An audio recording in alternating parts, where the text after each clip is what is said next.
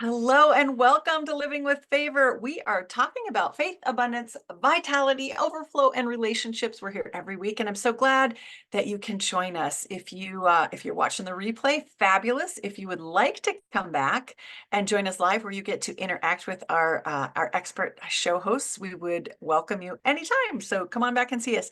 The mission of this show is to inspire, encourage the entrepreneurial spirit in you, and the promise is to introduce you to expert guests, people who have been there, done it before us, and we get to learn from them. It makes our journey easier and smoother when we can just lean into folks that are guides for us and that can help us avoid some of the pitfalls that occur in life. So I am honored this week to have an amazing guest.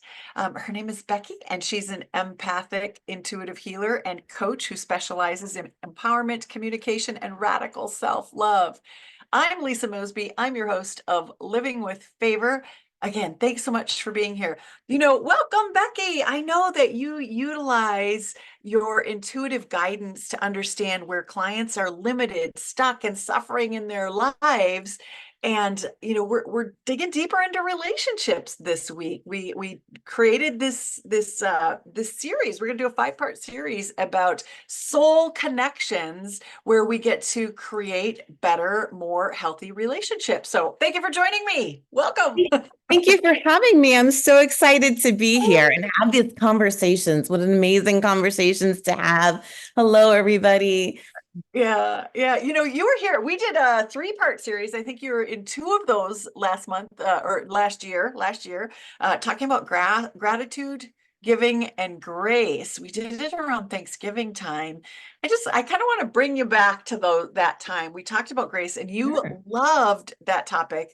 And it was amazing conversation. If folks want to listen to the replay, you can find it on the YouTube channel or on the Living with Favor website. But grace, how do we use grace in relationships? I'm going to just tie these 2 series together. Any thoughts on that? Oh my gosh, grace is so important in relationships, right? Because especially when you recognize in your communication where you might have fell short.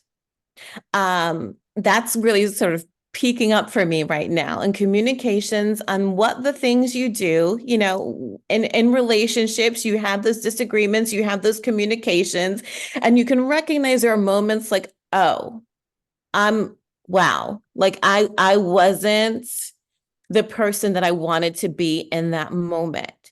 And you have a choice. We really all have a choice. We can either choose to beat ourselves up about it and go into this wrongness and kind of girl in, which a lot of us are conditioned to do. Mhm. Or we can be like, you know what? I got that wrong and I'm human. And instead of beating myself up, instead of turning in, I'm going to do better. And I'm just going to give myself forgiveness and allow myself to understand that I'm not perfect. I'm on a learning experience. This whole life is a constant learning experience. And what a great thank you for this awareness of where I kind of goofed up and maybe wasn't really aligned with my true sense of self. And I'm going to take that for what it is and forgive myself for that moment and just try to do better. For me, that's a really, really powerful moment, especially in communication, because I think that, especially in relationships, when we're trying to communicate with either a business partner, we're communicating with a friend, we're always trying to be better people. We're always trying to grow to a better version of ourselves. And sometimes that takes a little awakening moment. And we have to allow ourselves to extend this sort of grace within our own sense of self, to allow ourselves to evolve and to use that moment to facilitate our awakening even more powerfully. So that's how I like to look at grace in relationships, Lisa. And we could use that same definition for leading with vulnerability. That's what I love Mhm. about this, how we're tying these 2 subjects together. Yeah. Leading with vulnerability, it's a wonderful idea, it aligns perfectly with the principles of heartfelt leadership, personal growth. But what does it look like? And great, how you just described that to me is, giving yourself grace is really being vulnerable to how you communicate, being vulnerable with those people that you want to dive deeper into the relationships with. Through these soul connections, we're trying to create deep relationships, whether it's with your kids, your husband, your friends, your family, people in your we'll call personal life, or what about your employees, your staff, your coworkers, your vendors, people that you have to create these relationships with to do business. Is it just transactional? Is it, I show up, I sign the PO, and here they come? Or can we create vulnerability around that and build deeper relationships so that maybe, if you're gonna be a little late this month, they give you grace?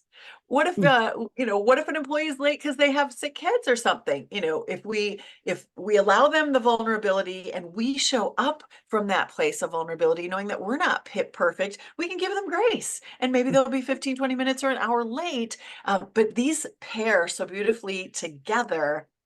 We can't have vulnerability without empathy. That's a quote that Brené Brown says I think she says it often, but in a podcast that I listened to recently, we cannot have vulnerability without empathy. And you're an empathic, intuitive Mhm.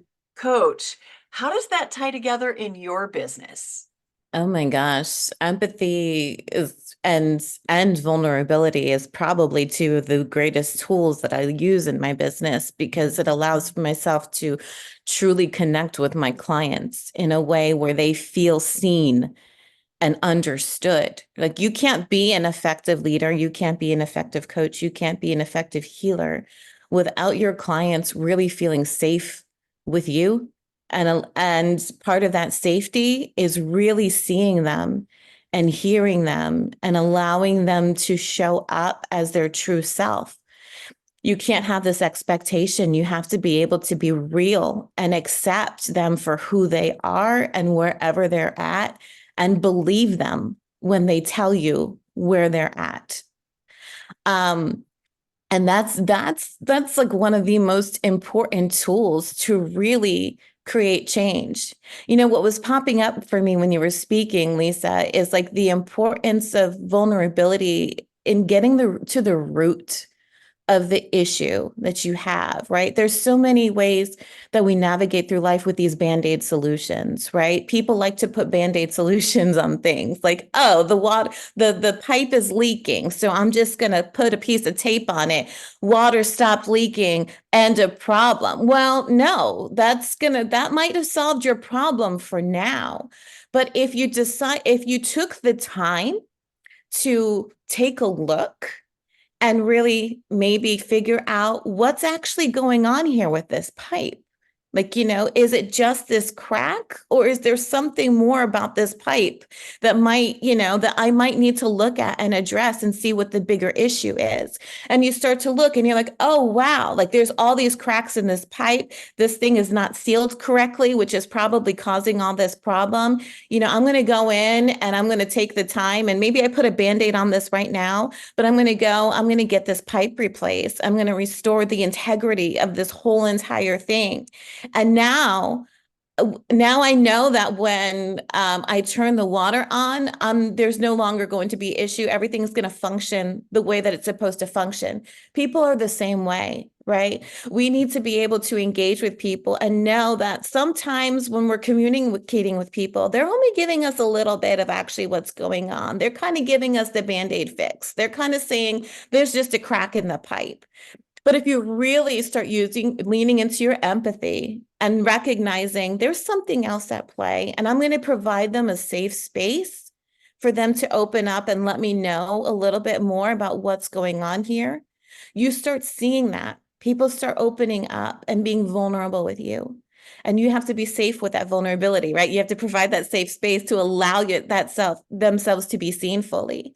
And when you really understand what it is, the actual root of the problem, what's actually playing out in front of you, then you can go about healing that and fixing that or making strategies around that in such a more powerful and effective way that it is going to just strengthen everything that you're trying to do together. It's going to be such a tremendous source of strength rather than a moment of falling apart and weakness where it might look like that initially.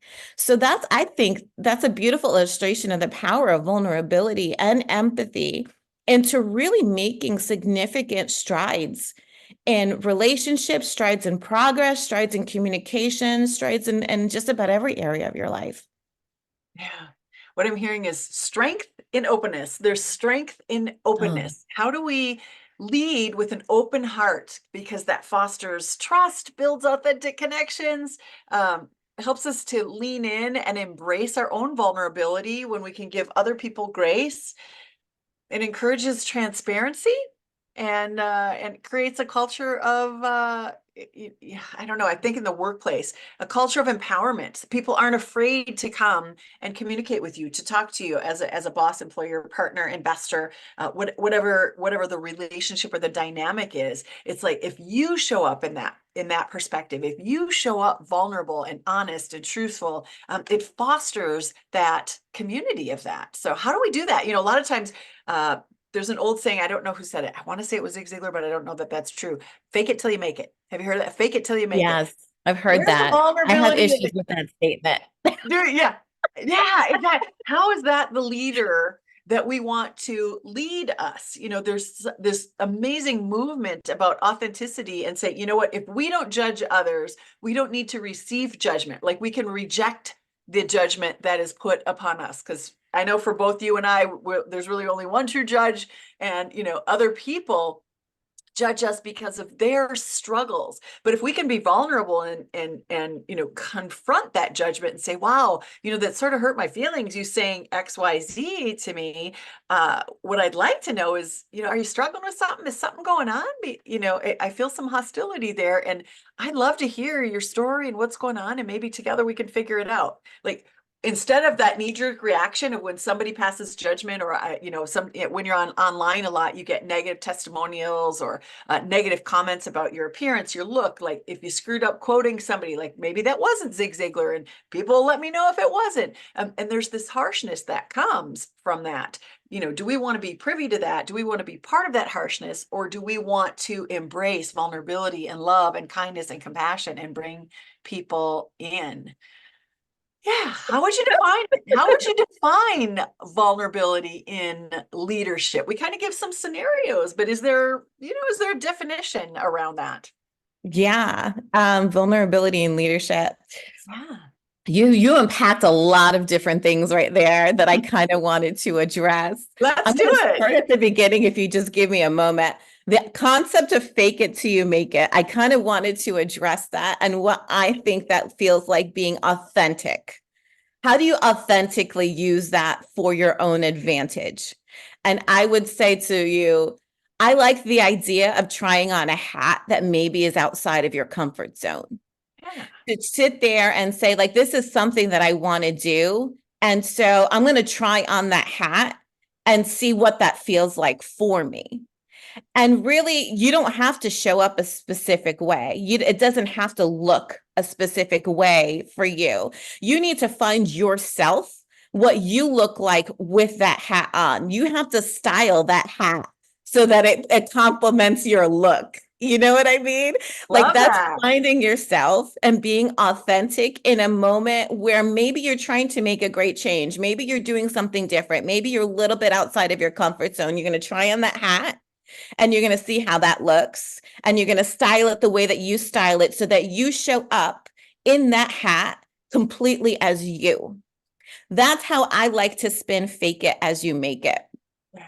Oh, thank you so much. My computer was about to die for a second. So my husband came. I'm having a morning, folks. But the other thing is with the judgment, the aspect of the judgment that you were talking about, how often it is that we are judged by, or we feel, let's be honest, we feel judged. Maybe it's not always an authentic judgment. Maybe it's just, thank you. Maybe it's just something that we're picking up on. And we probably are right in some capacity and sense. Like our intuition is usually very sharp when we feel like something's going on. It probably is. But how often does that judgment have nothing to do with you? Like really? Well, and I love that you asked the question, like, okay, there's something else kind of going on here. Like, let's look at what what's actually happening here. What microscope am I being put under? And I think there's a powerful moment that you can make instead of, and that it's really sort of being vulnerable. And it's a really beautiful show of vulnerability, actually. There's a powerful moment that you have right there where you can sit there and recognize this. I'm feeling judgment. I feel kind of ashamed a little bit, like, I don't really know what this is, but I don't like it and I don't feel it's fair. And you can either recognize, okay, this has nothing to do with me. I'm not going to own this right now, but I am going to explore what actually is happening here. And you can do that by asking powerful questions like you had modeled. And you can come at it from a whole different place that will actually expand your awareness and leave you feeling really, really good. Mhm. Or you can choose to take on that shame and judgment. And then the relationship now that you're having with this person, or the interaction now has kind of like this whole like tint on it. Like it has like this, you start crawling into yourself, or maybe you're the person that responds from judgment by fighting back. And it creates like a lot of like different dynamics. I think being one of the most powerful things that you can be is lovingly honest. And I say that specifically, lovingly honest. I think honesty is one of the most powerful things that we have. It's one of the most powerful tools that we can use. And but you do it in a loving way. There's people that deliver some really harsh honesty, and I think we're better than that. I think that we can effectively communicate something with kindness Yeah. and use that moment to just be lovingly honest and say, is everything okay here? Because I feel like I feel like there's almost like I'm under a microscope, or there's like this critical energy coming my way. Am I not explaining myself? Is there something else going on here? Because I feel very exposed right now, and I'm not sure what this is. And the person can choose to come back to you with loving honest, or they can choose to come back to you with none of that. But you can kind of pick up and know and feel good in that moment that you were trying to be a solution to the problem. Like you were actually being a good player in that moment. And there's a moment that you can really take pride in that. Not everybody's going to meet you with honesty and vulnerability and transparency, and that's okay. Um, but the importance is that you show up that way is going to make powerful strides. And who knows, maybe you showing up that way was the inspiration that that person needed to kind of do a self check and be like, wow, that was really brave. That was really bold. That was really vulnerable of them to do that. And maybe, I don't know, maybe I have to look at how I do things and see how I show up in that moment. Yes. So Yeah, I hear you. It's interesting. We have a comment or question. Let's bring Nicole in here. Nicole, let me ask you to unmute. Can you unmute there, Nicole? There you go. Now, thank you so much. Yeah. I Did you just have I did have a question. I noticed that Becky was talking about, just showing up in that loving manner and really understanding how people communicate. And that's what my comment was about, is like we have to understand when we're in that relationship, that face to face, eye to eye, heart to heart situation. How are they showing up? How can we help them show up better? And how do they communicate best? And I feel like in a world of people with Zoom burnout, that we need to just really get down to the basics again, like how to communicate best with the people that we need to communicate with. And coming at it with love and kindness is the best way. And I just wanted to say thank you, Becky, for showing up today. And thank you for having this Zoom so we can talk more about communication. I appreciate it. You're welcome. thank you so much for that. Yeah. So Becky, how do we measure the impact of vulnerability? That kind of brings a good point up what, what comes to mind when Nicole was asking that question was, how do we measure this? It's, we need to show up in a certain way. We show up with kindness and compassion, even when things are coming at us, accepting that we know who we are in our relationships. We know who we are wanting to be in those relationships, whether we are that or we want to be that. But how do we measure that? Like, is there a sense, can we tell by the way that other people are responding? Or is it just, we do our own research and we decide how we want to show up, and we define kindness, or we define compassion? Is there a way to measure the impact of vulnerability in a relationship to see if what you're doing is working, or if when people are making comments, maybe there's validity to that, we need to listen to it. But I use caution with that, because people can take you out at the knees and tear you down, and then they can stop you in your tracks. So to me, it's kind of like this weights and balance kind of thing on how we lead with vulnerability. Yeah, that's a really good question. I'm not sure if I have a specific answer for that, but I do know some things that I put in my own awareness to sort of check how I'm showing up in communication and conversation. I like to ask myself, am I asking questions? How how many times do we not ask questions? We assume we have all the answers. We assume we know all the information. We know nothing. Like there really is. We are not mind readers. And as intuitive as I am, and I'm highly intuitive, I can read a lot of things. I can read a lot of things from people. But I know at the end of the day that I don't have all the information. Am I asking questions? Am I asking questions in a way that makes them feel, safe to answer honestly? Or am I asking questions like in a way that's just kind of like almost attacking and like, am I firing it off like rapid fire? Or am I asking my questions in a way that feels loving and safe and really communicating my desire to understand, right? To understand where they're at. So I check myself with that. Like, am I providing a safe space? Number one, I think would probably be number one. Am I providing a safe space? Am I encouraging conversation without pushing somebody in a corner and sort of forcing it out of them? Because that also changes how somebody shows up and whether they actually show up vulnerably. If they feel like they're being pressured to do something that they're not really comfortable in doing, you're not going to get an authentic communication. You're going to get a forced communication that is going to maybe not be 100% accurate. Maybe there's certain degrees of accuracy, but you're not getting the full picture, right? Am I communicating back what I'm hearing?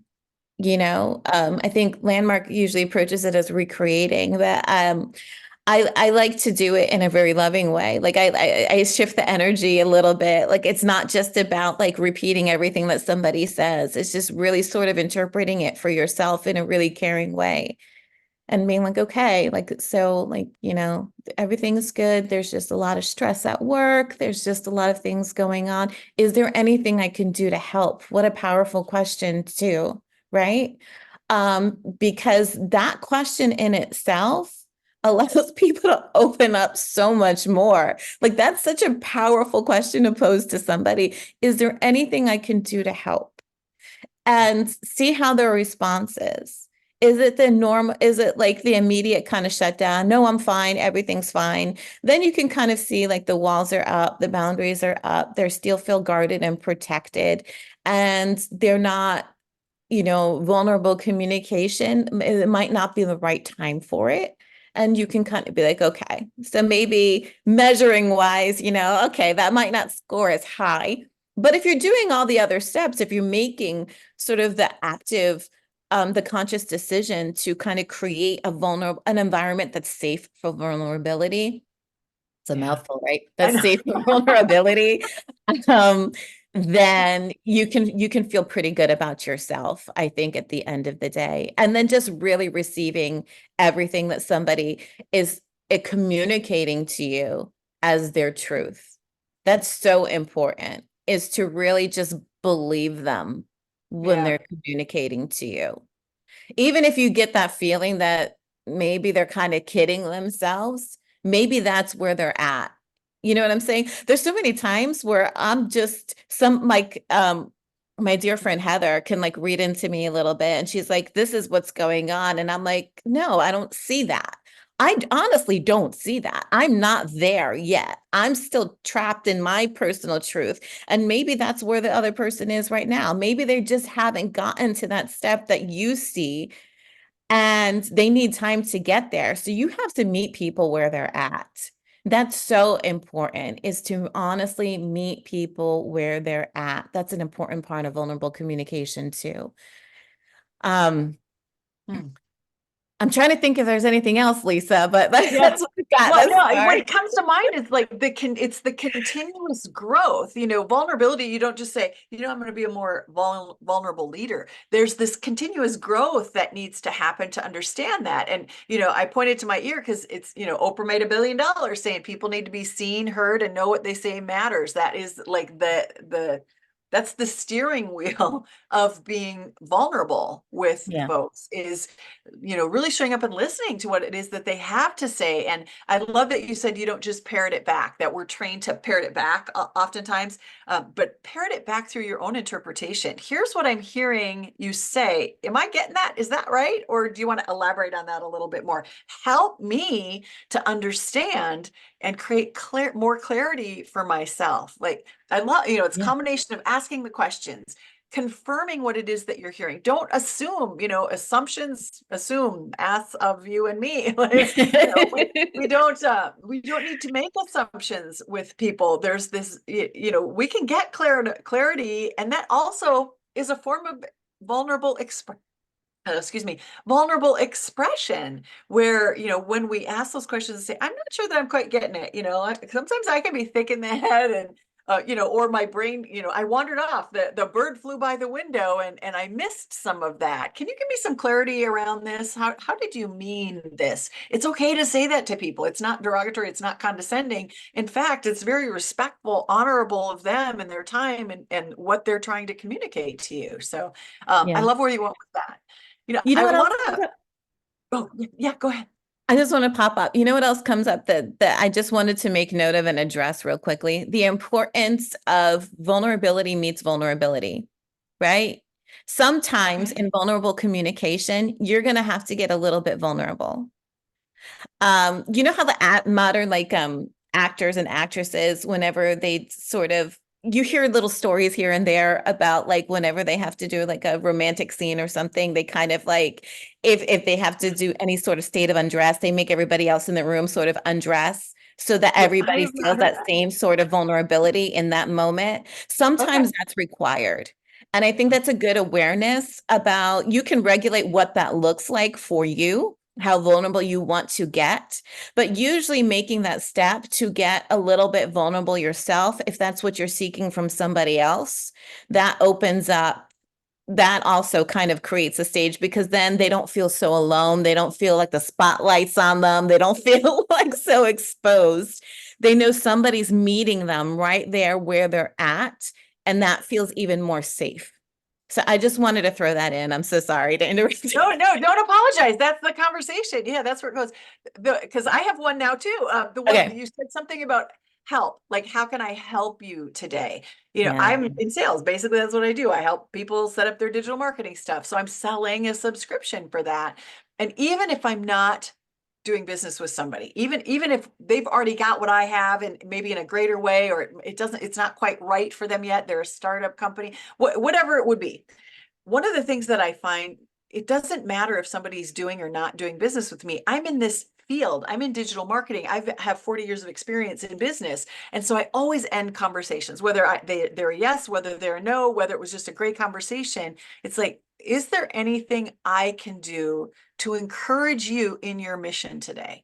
Is there anything I can do to encourage you, in your business today? It's like some that word encourage for me, because I even wear a ring that says inspire on it. So, in my mission statement, it's to inspire and encourage people.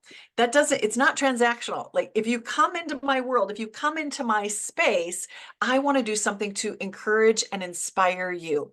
to your greatness. You may affect my grandchildren. I don't have grandkids, but you may affect my great nieces and nephews. You know, if I inspire and encourage you, whatever you bring to the table, the impact that you have on the world, there's this trickle down effect. And I have no idea what that could look like in the future. I don't even know if I will be here, but I know if I do my part, and that is to inspire and encourage folks to be entrepreneurs, to be compassionate, vulnerable, kind leaders, that's going to trickle out to the world. And all I did that day was encourage them. So I get to partner, come alongside, help from a soul. That's why I love that, you know, we name this soul connections. It's from a soul perspective, like with no compensation, no direct compensation, or no return to me necessarily, just to support a greater humanity, to benefit the people. So I love that word, encourage. How can I encourage you today? On the front of my website, it says, how can I help you today? You know, book time with me right there in the calendar link.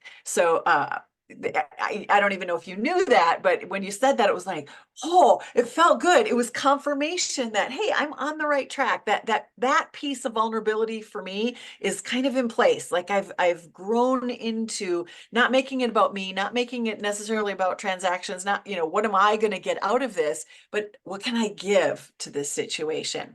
So when I'm thinking of that, what are some action steps? I want to kind of create an action plan of vulnerability for leadership. I know we can't do a plan in completion, but some questions we might be asking ourselves, or thoughts that we may be having. What are some ways to help folks in that continuous growth or beginning growth in developing an action plan to free themselves to be more vulnerable, allow that to come up for themselves so that they can experience deeper connections? Well, the first thing that's kind of popping up is how important that it is in your communication with somebody that you're really talking to the person and not the role that they're playing, not their title, not what it is that they're doing in your business, not their role. That when you're actually communicating with somebody, you're communicating to the human being that is actually there doing the work. How important and impactful is that? People know the difference, right? They know that usually, especially in the workplace, in a work sort of environment, if you're bringing somebody in to have a conversation, it usually has something to do around work performance or job performance, right? And you get this impression that the person who is talking to you, you make the assumption, I should say, that the person is talking to you really doesn't care about who you are as a person. They care about the job performance. And that's the entire reason you're having this conversation. And that anything that you say is probably going to go through one ear out the other. When you can show up with that person and say, you know what, let's put we both know that, that things haven't been great. We're just going to table that discussion for later, right? I want to know what's going, like, I'm concerned about, you. I'd really want to know, are you okay? Are you happy? Start talking to that person. When you show that you actually care about the individual, that you see the individual and recognize that there might be a bigger picture, they might be having personal problems, they might be having something there, and actually show empathy and compassion for them. That shifts that whole dynamic that you have with a person. It shifts the way they see you. Mm-hmm. It shifts the way that you see them. And then, and that one instance, you allow that person to feel important, seen, and heard. And that automatically allows their light to brighten. Just in that moment, even in their circumstances, even if it's they're going through some stuff, in that moment, they brighten up. And every single opportunity that you have to brighten the light of somebody else, you're able to brighten up that room even more. And brighten up, light brightens the area. The brighter it is, the greater the area that it expands out to light up in the world.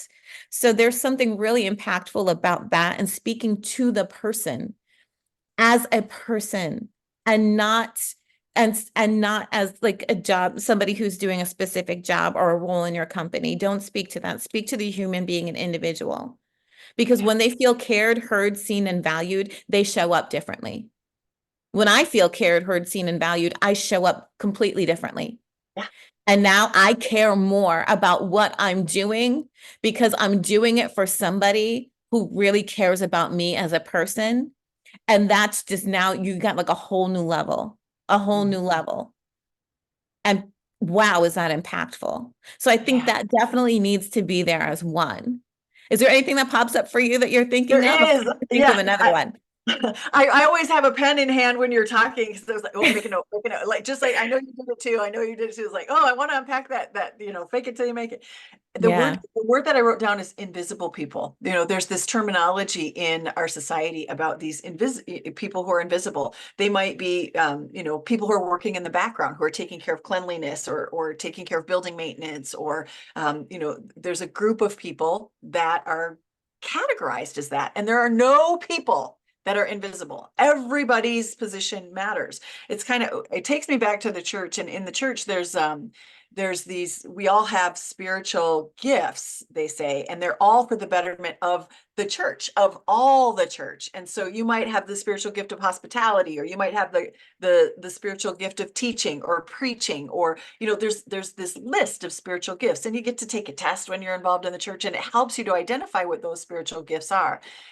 In that realm of, in that community, it doesn't matter if you're serving coffee at the back of the church or you are the pastor who is on stage. Their positions are equal. They are of equal importance to the community, to the body of the church. And so, for me, that the analogy works in my picture, but I want to take that outside and go into the real world. It's the same thing. It doesn't matter if you're the CEO of the company or you are the janitor. The CEO cannot necessarily do his job if the place is disheveled, if there's chaos everywhere, if the garbage hasn't been emptied, or maybe they couldn't get their coffee. I don't know what it is, but there's value in every single person in every single position. They didn't hire these people because they weren't important. So let's not lose sight of the fact that exactly what you're saying. Let's talk to the person. It doesn't matter what we do. We've all been in those places. I've done cleanup. I've done, all different types of jobs. Now I'm in a different space, in a different place. I have all this experience. I get to talk for a living and share and impart wisdom, but I've done other types of jobs where maybe I was disrespected or invisible to the people around me. Didn't change my education, didn't change what I was pursuing, but I had to put food on the table. I had to feed people. It's the job isn't who we are, it's where we are in life and what we're needing to do right now. One of the things that I did, I hesitate to say this, but I'm going to say it anyway because maybe someone will benefit from it. I love buying those Starbucks 10 packs. It's like they're $5 cards and there's a 10 pack of them.